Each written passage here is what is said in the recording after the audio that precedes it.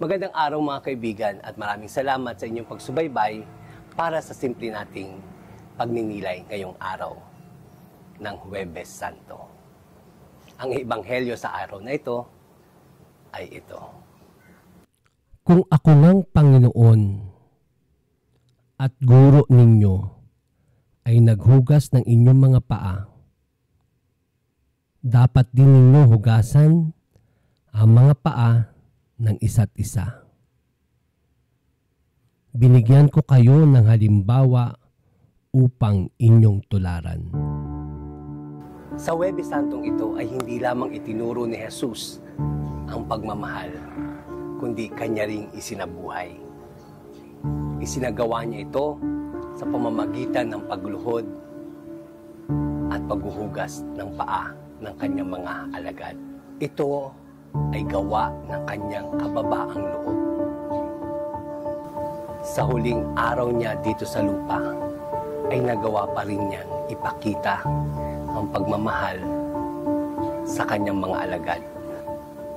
Hindi siya nagreklamo, kung hindi, siya ay lalong nagpakumbaba. Ang tanong natin ngayon, ako ba ay kayang maglingkod kahit mahirap? Kaya ko bang lumuhod din na katulad ng ginawa ni Jesus?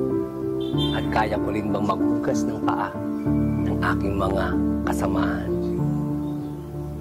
O mas gusto ko lang ang kaligayahan, ang karangyaan, at walang sakripisyo? Itanong natin sa ating mga sarili yan. Kaya ba nating magsakripisyo katulad ng ginawa ni Jesus? Ngayong araw ng Huwebes Santo,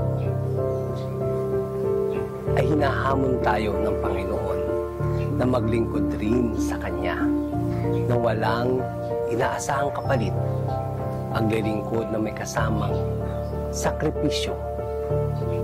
Hinahamon din tayo na ngayon sa panahon ng Kwaresmang ito at sa mga susunod pang araw ay makagawa tayo ng mga bagay, sakripisyo, na kahit hindi napapansin ng iba, ay patuloy nating gagawin.